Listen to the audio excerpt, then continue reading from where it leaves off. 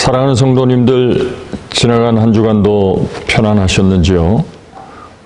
이번 주일은 어버이 주일로 하나님 앞에 예배하는 주일입니다.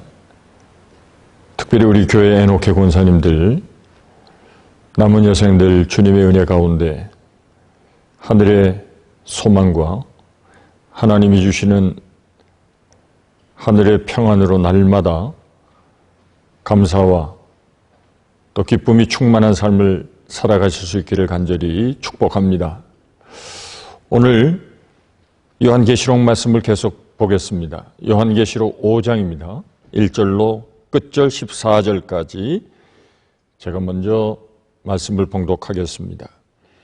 내가 보매 보좌에 앉으신 이의 오른손에 두루마리가 있으니 안팎으로 썼고 7인으로 봉하였더라.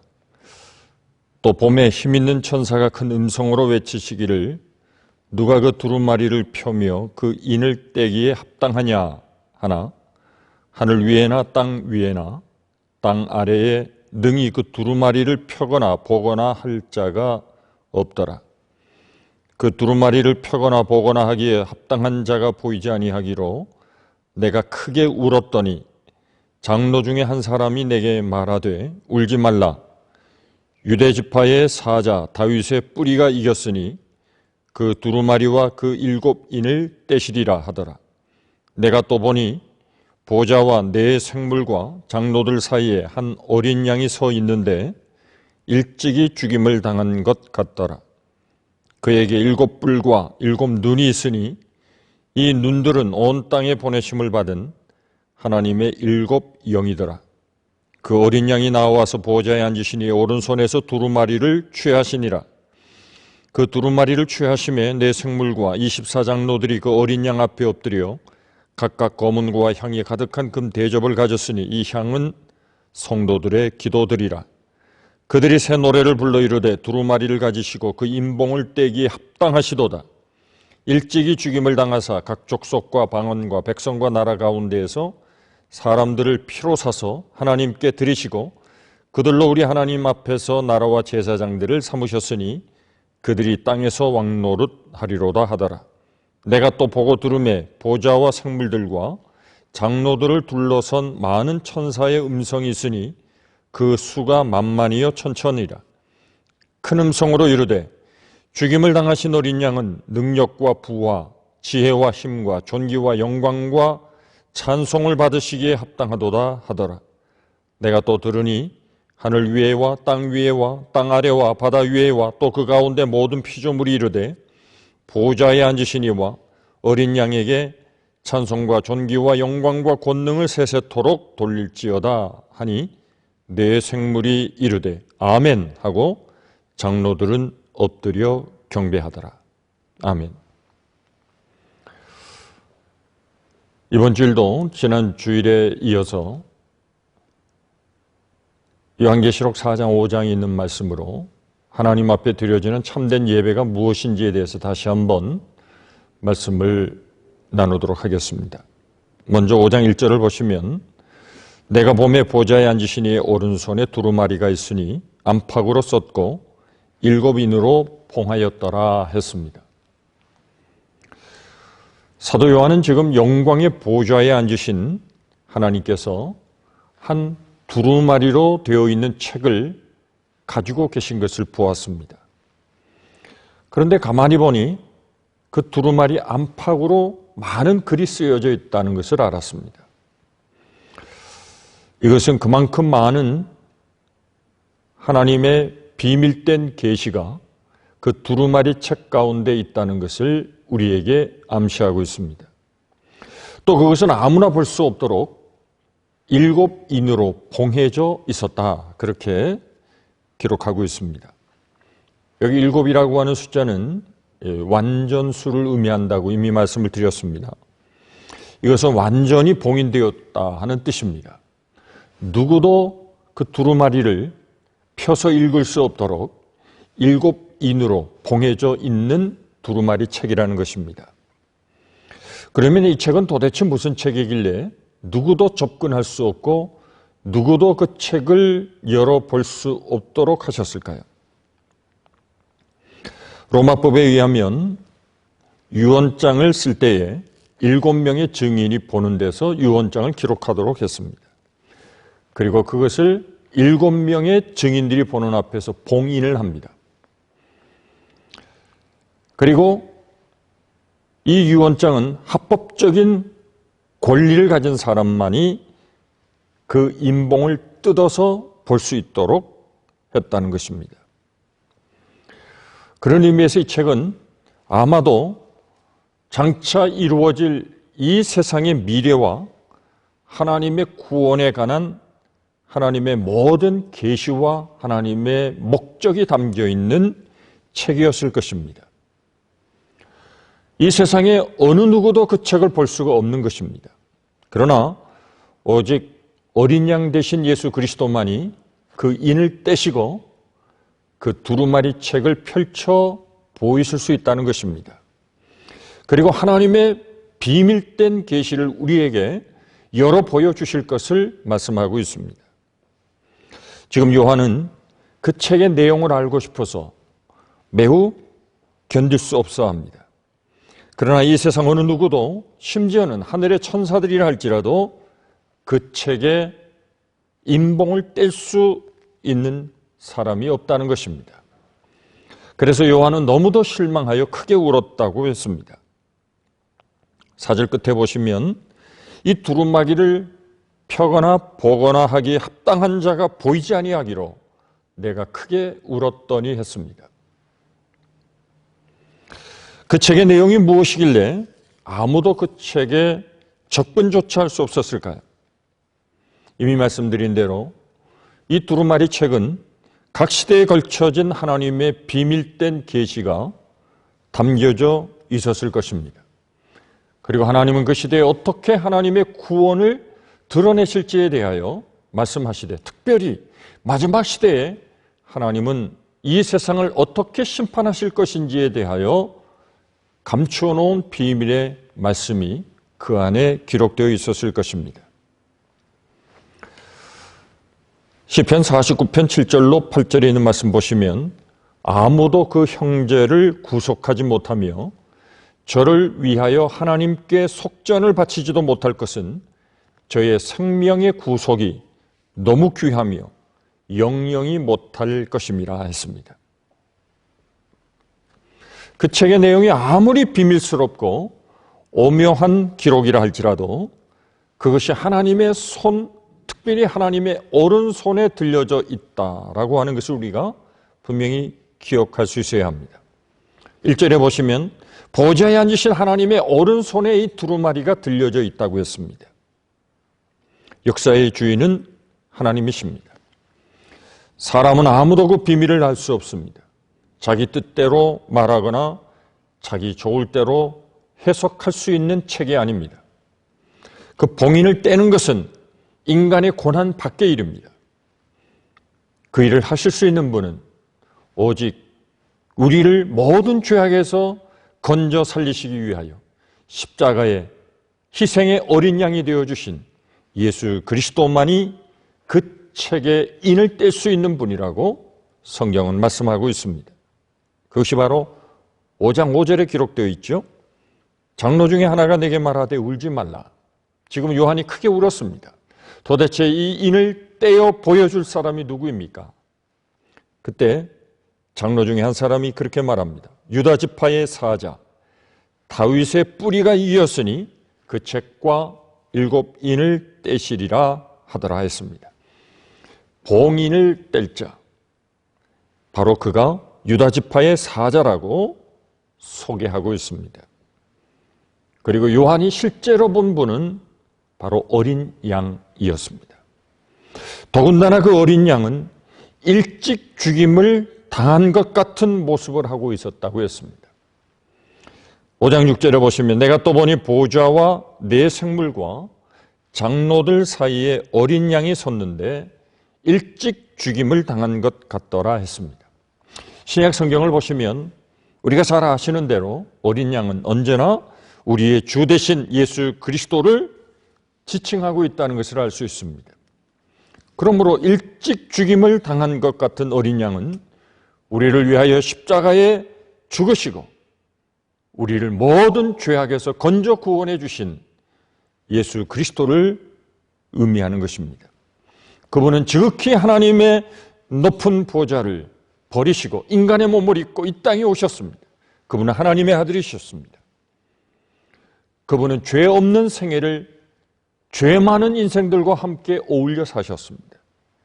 그리고 우리들을 구원하기 위하여 말할 수 없는 큰 희생, 즉 십자가의 죽임을 당하신 분이셨습니다. 그러므로 십자가는 우리에게 승리와 구원을 주신 것입니다. 지금 어린 양이 가지고 있는 이 7뿔, 7눈이라는 말씀이 기록되어 있는데 이것이 무엇을 의미하는 말일까요?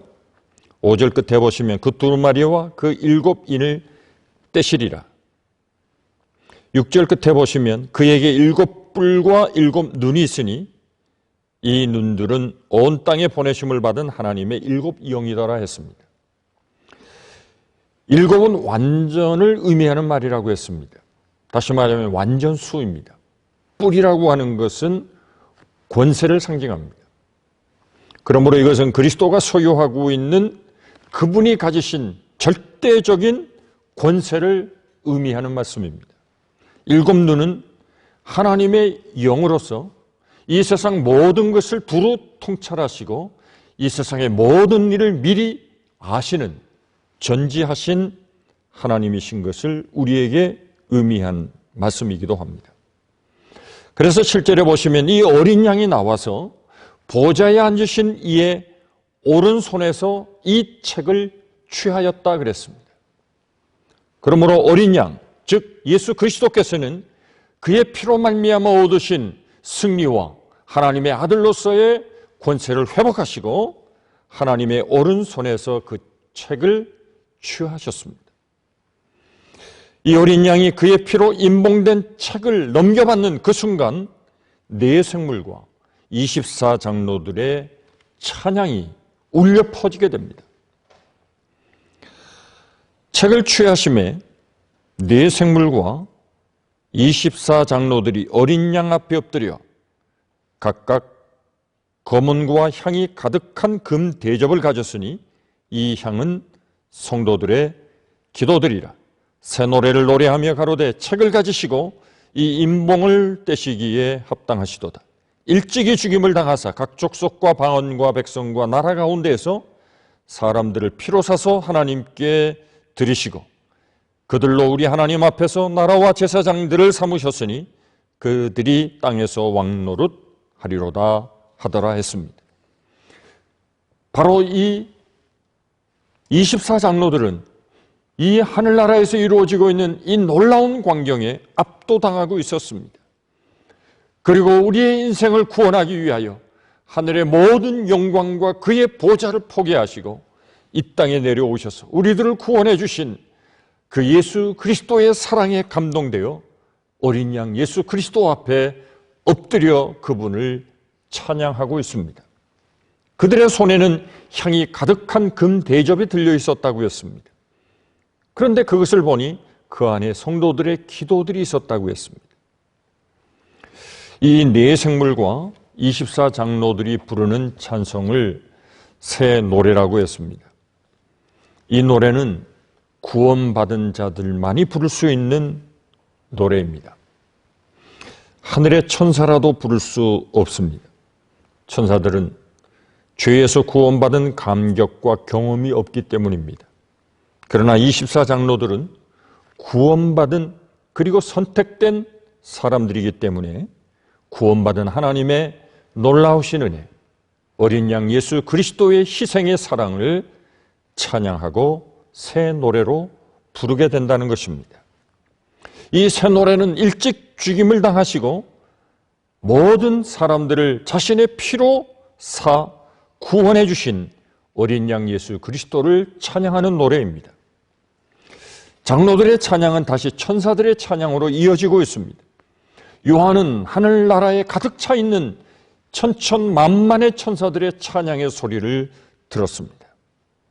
죽임을 당한 어린 양은 7종류의 찬사를 부르게 되었습니다. 그것은 어린 양이 가지신 능력과 부와 힘과 부귀와 존귀와 영광과 찬송을 받으시기에 합당하다는 것이었습니다. 이 7이라고 하는 숫자는 완전한 수를 의미한다고 했습니다. 그런데 이 7종류의 찬사는 완전한 찬사를 의미한다는 뜻이겠지요. 이 천사들의 찬양은 다시 확대가 됩니다. 그리고 전 우주의 합창의 소리로 마침내 클라이막스에 이르게 됩니다. 그들은 어린 양에게 찬송과 존귀와 영광과 능력을 세세토록 돌릴지어다 하고 찬양하게 됩니다. 5장에서 이렇게 보좌에 앉으신 하나님과 어린 양에 대한 만물의 경배와 찬양으로 끝을 맺고 있습니다. 그리고 네 생물들은 아멘 이렇게 화답하고 장로들은 엎드려 경배하게 됩니다.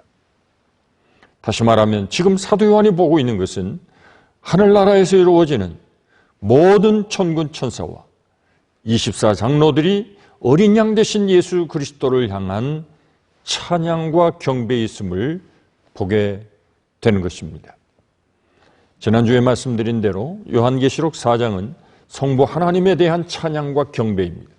그리고 5장은 우리의 어린 양 되시는 예수 그리스도 성자 하나님에 대한 찬양이 기록되어 있습니다. 그렇다면 이 영광스러운 찬양과 경배가 이 땅에서도 과연 가능할 수 있을까요? 정말 우리는 이런 영광스러운 예배를 사모하고 이 땅에서도 어린 양 되신 예수 그리스도를 이렇게 찬양해야 되지 않을까요? 먼저 5장을 통해서 참된 예배가 무엇인지에 대해서 함께 생각해 보려고 합니다. 첫째로 참된 예배는 찬양을 드리는 것입니다. 천국의 예배에서 가장 중요한 것은 찬양입니다. 하늘나라에서는 설교가 있지 않습니다. 설교가 필요하지 않습니다. 그곳에서는 계속되는 찬양이 이어질 것입니다. 이 하늘나라에서 드려지는 예배에 찬양의 모습을 가만 주목해 보면 우선 4장 8절에서 네 생물이 찬양하는 모습을 볼 수 있습니다. 이 네 생물은 아마도 천사 스랍일 것이라고 지난주에 말씀을 드렸습니다. 천사들 중에서도 하나님의 거룩한 보좌를 가장 가까이에서 옹이하고 있는 그룹들 스랍이라고 말씀을 드렸습니다.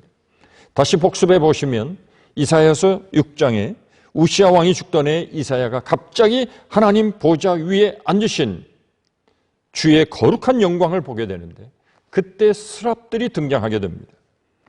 그리고 그 스랍들은 거룩하다 거룩하다 거룩하다 이렇게 찬양을 하고 있었습니다. 이 네 생물들은 밤낮 쉬지 않고 찬양을 했다고 합니다. 거룩하다 거룩하다 거룩하다 주 하나님 곧 전능하신 이여 전에도 계셨고 이제도 계시고 장차 오실 자라. 이렇게 네 생물들이 찬양을 돌릴 때에 24장로들이 함께 찬양을 드렸습니다. 우리 주 하나님이여 영광과 존귀와 능력을 받으시는 것이 합당하오니 주께서 만물을 지으신지라 만물이 주의 뜻대로 있었고 또 지으심을 받았나이다. 11절에 그렇게 찬양하고 있습니다. 여러분들은 찬양으로 경배한다는 말의 의미를 얼마나 깊이 이해하고 계십니까? 정말 찬양이 하나님을 경배하는 것일까요? 성가대의 찬양이든 우리 모두의 회중의 찬양이든 아니면 특별히 솔로를 통해 하나님을 찬양하든 중창을 통해 찬양하든 저들이 하나님의 거룩하심과 하나님의 그 영광스러움을 높여 기쁨으로 찬양할 때 그 찬양을 들으면서 24장로들이 천사의 찬양을 들으며 엎드려 경배하는 것처럼 우리도 하나님을 찬양을 통하여 경배하는 것입니다. 찬양을 단순히 노래 부르는 것이라고 생각하는 사람은 그리스도인이라고 할 수 없습니다. 진정한 예배는 주님을 바라보고 그 하나님의 거룩한 보좌를 향하여 찬양으로 경배를 드리는 것입니다. 우리는 누군가 대표로 기도할 때 그의 기도 속에서 우리가 함께 기도합니다. 그리고 하나님이 지나간 우리들의 삶 가운데 행하신 그의 놀라운 일들과 그의 거룩하신 이름을 찬양하고 경배합니다. 예물을 드리는 헌금을 통해서도 주님 앞에 나의 헌신을 고백하고 주님을 경배합니다. 이 모든 것이 다 예배입니다. 오늘 본문 8절 10절에서 네 생물과 24장로들이 부르는 찬양은 이 세상 사람들은 도무지 알 수 없는 새로운 노래들입니다. 그것은 그리스도 안에서 새로운 피조물이 된 하나님께서 우리를 새롭게 만드신 거듭나 전혀 새로워진 하나님의 자녀들이 부르는 하나님의 찬양입니다. 그러므로 새로워진 하나님의 사람들만이 이해할 수 있는 놀라운 예배입니다. 그 다음으로 천천만만의 천사들이 찬양하는 내용이 기록되어 있습니다. 11절에 보시면 내가 또 보고 들으매 보좌와 생물들과 장로들을 둘러선 많은 천사의 음성이 있으니 그 수가 만만이요 천천이라 했습니다. 저는 이 천상의 음악회에 한번 참석해 볼 수 있으면 얼마나 좋을까 생각해 봅니다. 우리가 하늘나라에 가면 이 놀라운 찬양을 늘 들을 수 있을 것입니다. 이 영광스러운 찬양을 우리가 예배를 통해서도 경험할 수 있다면 얼마나 기쁘고 감격스러울까요? 처음에는 하나님의 보좌를 옹이하는 네 생물들, 스랍들이 하나님을 찬양했습니다. 그 다음에는 24장로들이, 그 다음에는 네 생물과 24장로들이 합하여 함께 하나님을 찬양했습니다. 그러자 보좌를 옹이하고 있던 다른 많은 천사들도 더불어 함께 찬양하고 있는 모습을 11절에 기록하고 있습니다. 그들의 찬양의 내용이 무엇일까요? 12절을 보시면 큰 음성으로 이르되 그랬습니다.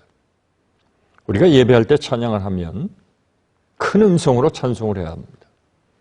혹 박자가 틀리고 음정이 틀릴 수도 있습니다. 상관없습니다. 내 마음과 전심을 다하여 큰 음성으로 하나님을 찬양하는 것이 하나님을 기쁘시게 하는 찬양이 될 수 있을 것입니다. 그들은 이렇게 말합니다. 큰 음성으로 죽임을 당하신 어린 양이 능력과 부와 지혜와 힘과 존귀와 영광과 찬송을 받으시기에 합당하도다. 이 천천만만의 천사들의 찬양이 끝난 다음 이 세상 모든 피조물, 만물들이 하나님을 향하여 다시 찬양하게 됩니다. 이것은 말로 표현할 수 없는 놀라운 장관입니다. 보좌에 앉으신 이와 어린 양에게 찬송과 존귀와 영광과 능력을 세세토록 돌릴지어다. 그리고 마침내 네 생물들이 아멘 이렇게 화답하고 장로들은 엎드려 경배하더라 했습니다. 천국에서의 예배는 찬양으로 넘치는 예배입니다. 사실 설교보다 더 중요한 것은 찬양입니다. 예배의 핵심은 하나님 앞에 나를 드리는 것입니다. 나를 산 제물로 하나님을 예배하는 영적인 예배, 산 제사를 드리는 것입니다. 찬양을 드리고 하나님을 인정하고 하나님의 영광을 고백하는 것입니다. 그 수단이 찬양입니다. 찬양을 통해서 하나님의 이름을 높여드립니다. 그분이 행하시는 놀라운 일들을 인정하고 찬양으로 고백하는 것입니다. 그래서 찬양이 귀한 것입니다. 천국은 세세토록 날마다 새로운 노래로 하나님을 찬양하는 곳입니다. 이 세상에서의 시간의 관점과 천국에서의 시간의 개념은 전혀 다릅니다. 늘 새로운 찬양을 하므로 늘 새로운 기쁨이 넘치는 찬양이 드려지게 될 것입니다. 20세기에 와서 찬양에 대한 재발견이 이루어지면서 찬양이 충만한 교회에 은혜가 더 충만히 임하는 것을 경험해 볼 수 있습니다. 젊은이들이 특별히 찬양을 통해서 주님의 은혜를 찬양합니다. 주님을 발견해 갑니다. 찬양을 통해서 하나님을 구하게 되고 기도하게 되고 그분의 뜻을 생각하게 됩니다. 찬양의 형식은 오늘 우리가 드리는 획일화된 찬양이 아니어도 좋습니다. 찬양 속에서 주님을 경배하고 주님을 앞세우고 주님 앞에 나오는 모든 것이 다 찬양이요 예배라고 말할 수 있습니다. 저는 우리 그리스도인들이 이 찬양의 의미를 좀 더 깊이 깨달았으면 좋겠습니다. 우리가 찬양을 하고 있으면 내 영혼이 얼마나 깨끗해지고 투명해지고 맑아지는지 늘 경험하지 않습니까? 5월을 맞아 이 가정의 달에 여러분들의 가정이 새로워지기를 원하신다면 여러분들의 가정마다 이 찬양이 더욱 새로워지고 찬양으로 넘치는 은혜를 경험하실 수 있기를 간절히 축복합니다. 그 찬양을 통해서 가정마다 주님의 영광으로 가득 차게 해보십시오. 하나님의 말씀으로 충만하게 해보십시오. 그래서 참된 예배는 하나님을 향하여 찬양을 드리는 것입니다. 찬양을 드린다는 말 속에 포함되어 있는 이 놀라운 의미를 다시 한번 발견할 수 있기를 바랍니다. 두 번째 참된 예배는 기도를 드리는 것입니다. 요한계시록 5장 8절에 보시면 성도들의 기도를 어떻게 표현했는지 이렇게 말씀하고 있습니다. 그 두루마리를 취하심에 네 생물과 24장로들이 그 어린 양 앞에 엎드려 각각 검은고와 향이 가득한 금 대접을 가졌으니 이 향은 성도들의 기도들이라고 했습니다. 금 대접에 가득한 향을 성도들의 기도라 그렇게 말씀하고 있습니다. 요한계시록 8장 3절 4절에 가셔도 같은 의미의 말씀이 기록되어 있습니다. 또 다른 천사가 와서 제단 곁에 서서 금향로를 가지고 많은 향을 받았으니 이는 모든 성도의 기도들과 합하여 보좌 앞 금단에 드리고자 함이라. 향연이 성도의 기도와 함께 천사의 손으로부터 하나님 앞으로 올라가는지라 이렇게 말씀하고 있습니다. 구약의 이스라엘 백성들이 예전에 성전인 성소의 분향단 앞에서 향을 피게 됩니다.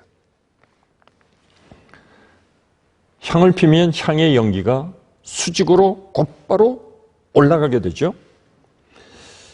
이것은 마치 우리가 기도할 때 우리의 기도가 하나님의 보좌를 향하여 올라간다는 의미로 볼 수 있는 말씀입니다. 기도는 하늘에 계신 하나님의 거룩한 보좌를 향하여 올려지게 됩니다. 이때 천사가 대기하고 있다가 성도들의 기도를 받아 하나님 앞에 있는 금단에 그 기도를 다 담게 된다는 것입니다. 그리고 그것을 하나님 앞에 가져가 하나님께 바친다는 것입니다.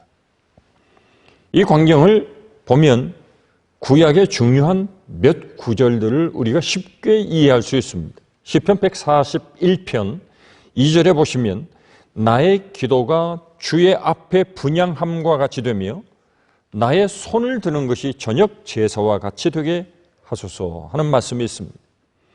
이를 통해서 기도는 하나님께 상달되고 하나님의 보좌 앞에 올려진다는 것을 의미하고 있다는 것을 알 수 있습니다. 참으로 아름다운 기도의 모습은 무릎을 꿇고 주님 앞에 겸허하게 엎드려 기도하는 것입니다. 그런 기도는 마치 향의 연기가 하늘로 곧바로 솟구쳐 올라가는 것처럼 하나님의 거룩한 보좌 앞에 올려지게 될 것입니다. 우리는 기도하며 손을 들고 주님 앞에 내 기도가 상달되기를 원합니다. 주님께 내 기도를 드립니다. 이런 고백의 자세로 기도할 때 우리의 마음의 고백이 더 강화되는 것을 경험하게 됩니다. 요즘은 우리의 몸짓으로도 우리의 신앙을 하나님 앞에 고백하고 싶은 몸짓 찬양도 있습니다.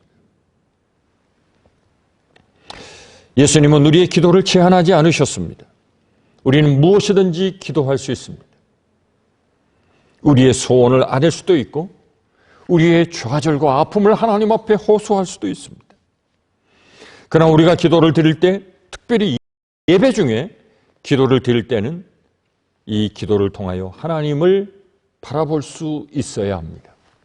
우리의 드리는 기도가 하나님의 거룩한 보좌 앞에 올려짐을 확신하고 구할 수 있어야 합니다. 우리의 기도는 전혀 의심과 회의가 섞여져서는 안 됩니다. 그 기도가 이루어질 줄 믿고 확신을 가지고 주님 앞에 구하는 것입니다. 그럴 때 참으로 하나님의 응답이 나타나고 그 가운데 하나님의 뜻이 펼쳐지고 하나님의 영광이 이 세상 모든 사람들에게 드러나게 될 것입니다. 진정한 예배를 드릴 때 우리들의 기도는 단순히 나의 필요와 내 개인의 소원에 초점을 맞추는 것이 아니라 하나님의 뜻이 이루어지기를 원하는 하나님의 원대하신 하나님의 소원과 기대하심을 바라며 기도해야 한다는 것입니다. 기도라는 것은 나의 뜻을 하늘에서 이루는 것이 아니라 하늘의 뜻을 땅에 이루기 위하여 나를 죽이고 그분의 뜻을 내 안에 받아들이는 순종의 자세인 것입니다. 주님이 가르쳐주신 기도문, 주기도문에서 주님은 이렇게 우리에게 기도할 것을 가르쳐 주셨습니다. 하늘에 계신 우리 아버지여, 이름이 거룩히 여김을 받으시오며 나라의 임하옵시며 뜻이 하늘에서 이루어진 것 같이 땅에서도 이루어지기를 원하나이다 했습니다.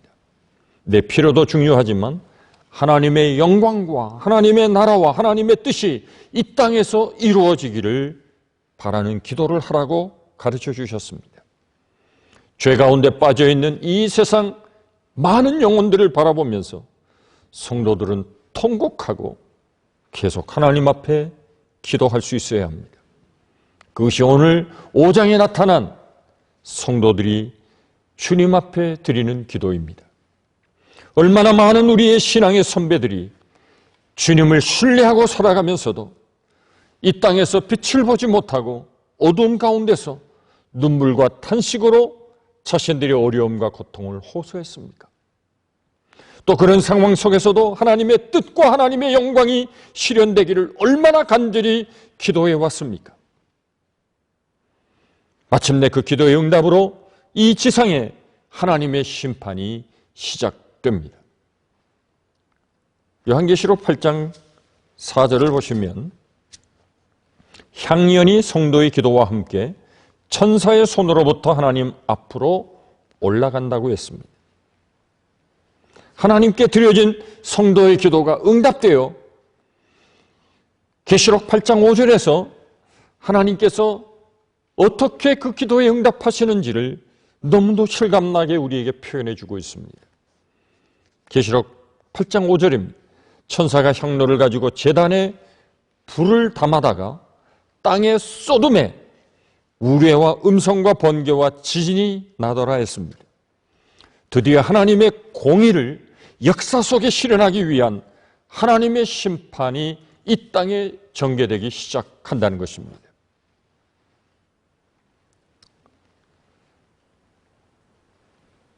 이 땅에 많은 성도들의 눈물과 호소와 탄식의 기도가 때로는 이루어지지 않는 것처럼 보였지만 때가 되어 하나님은 반드시 이 세상의 모든 악과 불의를 심판하실 것을 말씀하고 있습니다.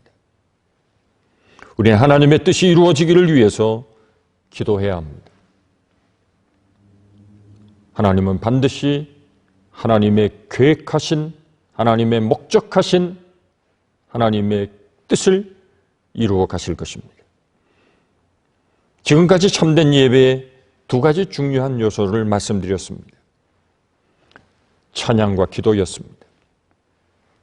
우리가 주님 앞에 예배를 드리기 위해 설 때마다 우리가 드리는 이 예배가 진정 하나님 앞에 드려지는 예배가 된다는 것을 반드시 기억하시고 우리의 찬양이 거룩한 하나님의 영광을 바라고 하늘나라의 천군과 천사들이 24장로들이 엎드려 그분을 향한 새로운 노래로 찬양한 것 같이 우리도 주님을 향하여 이런 날마다 뜨거운 찬양으로 주님의 거룩하신 이름과 그의 영광을 높여야 할 줄로 믿습니다. 저는 여러분들이 신령과 진실함으로 하나님을 예배할 때마다 예배하는 자를 찾으시는 하나님을 꼭 만나실 수 있기를 간절히 축복합니다. 그러면 참된 예배를 드린 결과가 무엇일까요? 정말 하나님을 진정으로 예배하는 자, 성령 안에 신령함으로 하나님을 예배하는 자에게 주시는 하나님의 축복이 있습니다. 첫째로 주님을 닮게 된다는 것입니다. 여러분, 예배를 드린다는 것은 주님을 바라본다는 것입니다. 예배는 예배를 받으시는 대상이 있습니다. 찬양을 드리면서, 기도를 드리면서 나의 찬양을 받으실 그분, 내 기도를 들으시는 그분을 향하여 우리의 예배를 드리는 것입니다. 그럴 때 우리는 그분을 닮아가게 되어 있습니다. 우리는 바라보는 대상을 반드시 닮게 되어 있습니다. 부부를 보면 부부가 서로 닮아가는 것을 보게 됩니다. 늘 바라보고 사니까 나중에는 눈 깜빡거리는 것까지 닮는 것을 봅니다. 소위 많은 사람들이 이야기하는 바라봄의 법칙이라고 할까요? 여러분, 주님을 바라보십시오. 그 영광스러운 주님, 그 거룩하신 주님, 공의로 심판하실 주님, 그 주님을 바라보면 바라볼수록 우리는 그 주님을 닮게 됩니다.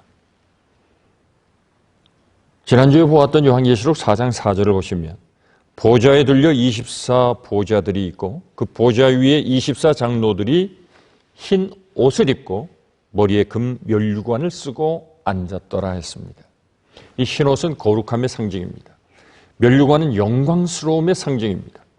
예배를 드리는 이 24장로들에게는 이와 같은 거룩함과 영광스러움이 있었습니다. 왜 그럴까요? 그들은 거룩하고 영광스러운 주님을 예배하면서 거룩해지고 영광스러워진 것입니다. 여러분, 영광스러운 주님을 예배하면 우리가 영화롭게 됩니다. 뿐만 아니라 거룩하신 주님을 바라보고 그분을 주목하고 그분의 뜻대로 살려고 하고 그분을 위하여 우리의 삶을 드리는 참된 예배를 드리면 우리의 삶도 점점 거룩해집니다. 인류학자들의 말을 들어보면 이 지구상에는 아직도 짐승들을 신으로 믿고 섬기는 나라들이 상당히 많이 있다고 합니다. 그 대표적인 예로 소를 숭배하는 나라 인도가 있지요. 재미있는 것은 이 소를 숭배하는 인도에 가보면 그곳의 사람들이 하는 짓마다 소랑 비슷하게 닮아간다는 겁니다. 무엇을 바라보느냐 하는 것이 그 사람의 가치를 결정합니다. 여러분들은 무엇을 지금 바라보고 계십니까? 정말 우리가 우리의 시선을 거룩하고 영광스러운 하나님을 향하여 주목하고 있는지요? 정말 우리가 주님을 전심으로 예배하고 사모하기를 원한다면 우리 속에 놀라운 변화가 일어날 것입니다. 우리 자신이 거룩해질 것입니다. 우리는 영화스러운, 정말 영광스러운 주님을 드러내며 살아갈 수 있을 것입니다. 두 번째, 참된 예배를 드리면 우리에게 주시는 영적인 유익이 있습니다. 그것은 이 세상과 대결할 수 있는 진정한 하나님이 주시는 용기가 우리 안에 나타난다는 것입니다. 요한계시록의 구조를 살펴볼 때 우리는 참된 예배의 이 두 번째 결과를 발견할 수 있습니다. 앞에서 설명했듯이 하나님께서 4장과 5장을 통해서 하늘나라에서 벌어지는 이 영광스러운 예배를 통하여 하나님의 아름다운 나라의 모습을 보여주셨습니다. 그런 다음 이제 다음 주부터 보게 될 6장부터 어둡고 처절한 이 세상에서 하나님이 어떻게 심판하시는지에 대하여 우리에게 말씀해 주실 것입니다. 다시 말하면 먼저 하늘의 영광을 보게 하심으로 하나님의 눈을 통하여 세상을 바라볼 수 있게 하신 것입니다. 우리가 보좌에 앉으신 영광의 하나님을 예배할 때 이 세상 그 어떤 좌절과 절망도 능히 부딪혀 이겨낼 수가 있습니다. 하나님을 만난 사람, 진정한 예배를 통하여 하나님의 주신 은혜와 하나님의 능력을 체험한 사람은 이 세상과 부딪혀 어떤 고난과 어려움 속에서도 이기고 극복할 수 있는 하나님이 주시는 힘과 용기를 얻게 되는 것입니다. 이 예배를 통해서 이 역사의 주인은 여전히 하나님이시고 결국에 그분의 공의와 하나님의 심판이 반드시 의롭고 정의롭게 이루어지고 말 것임을 우리에게 깨닫게 해주시기 때문입니다. 이것이 예배가 주는 가장 놀라운 축복입니다. 우리는 예배를 통하여 만난 하나님의 영광을 가지고 약하고 어두운 세상 속에 나가 하나님의 뜻을 드러내고 우리는 전혀 변화된 새로운 삶을 살아가기 시작하는 것입니다. 내 가정, 내 주변의 삶, 이 세상에 만나는 많은 사람들과의 복잡한 인간관계, 이 모든 상황 속에서도 하나님의 뜻을 이루기 위해 애쓸 것입니다. 어두운 세상에 빛 대신 주님의 복음을 증거하기 위하여 힘쓸 것입니다. 그것은 바로 이 예배를 통하여 우리에게 주시는 하나님의 능력을 또는 하나님의 권능을 통하여 하나님께서 반드시 이 세상에서 주의 자녀들이 믿음으로 승리할 수 있다는 용기와 비전이 주어지기 때문입니다. 예배의 끝은 축도가 아닙니다. 축도는 예배의 끝이 아니라 시작입니다. 함께 모여 예배하고 그 이후는 우리가 다시 이 세상을 향하여 흩어지게 됩니다. 이 예배를 통하여 내가 체험한 하나님의 영광을 가지고 그분이 주신 나에게 허락하신 이 위대한 하나님의 능력과 비전을 통하여 이 세상과 대결하고 이 세상의 악과 더불어 싸워 이기는 하나님의 진정한 백성으로 우리의 삶이 새롭게 시작하는 것입니다. 그러므로 그리스도인들이 이 세상에서 승리하기 위해서는 참된 예배를 배워야 합니다. 그리하여 예배의 자리에 올 때마다 주의 성령으로 충만하여 하늘과 땅을 다스리시는 주님을 바라보고 그리고 예배가 마칠 때 우리는 가슴을 펴고 이 세상을 향하여 당당한 믿음의 걸음을 디뎌 나가야 할 것입니다. 이 승리를 체험할 수 있는 여러분 되시기를 바랍니다. 이 영광스러운 하나님의 역사들을 체험할 수 있기를 바랍니다. 오늘 마지막 본문 13절 14절에 있는 말씀을 읽고 말씀을 마치겠습니다. 내가 또 들으니 하늘 위에와 땅 위에와 땅 아래와 바다 위에와 또 그 가운데 모든 피조물이 이르되 보좌에 앉으신 이와 어린 양에게 찬송과 존귀와 영광과 권능을 세세토록 돌릴지어다 하니 네 생물이 이르되 아멘하고 장로들은 엎드려 경배하더라. 아멘. 이번 한 주간도 하나님의 주시는 은혜를 힘입고 이 약하고 힘든 세상에서 믿음으로 넉넉히 승리하시는 우리 모든 임마누엘 교회 성도들이 되시기를 간절히 축복합니다. 기도하겠습니다. 하나님 감사합니다. 특별히 어버이 주일을 맞아 우리 에노케 권사님들을 기억하시고 축복해 주셔서 남은 여생 하나님의 은혜로 평강의 삶을 얻게 하시고 하늘나라의 소망과 참된 믿음으로 남은 여생 하나님의 거룩하신 뜻을 이루게 하시며 자녀 손마다 하나님의 주시는 축복의 열매들이 가득하게 하옵소서. 이 세상에서 참된 믿음으로 하나님을 예배하고 주님 앞에 드려지는 찬양과 기도를 통하여 하나님의 뜻이 이 땅에 이루어지며 하나님의 공의가 실현되어지는 하나님의 귀한 나라가 임하게 될 것을 바라보며 믿음으로 끝까지 승리의 삶을 살게 하여 주옵소서. 이번 한 주간도 하나님 은혜 가운데 우리 모두를 지켜주시고 모든 성도들이 건강하게 하시고 마음의 평안과 기쁨이 상실되지 않도록 늘 주님이 성령의 능력으로 공급하여 저들의 삶이 충만한 하나님의 은혜 가운데 날마다 승리하게 하옵소서. 예수님의 거룩하신 이름으로 기도하옵나이다. 아멘.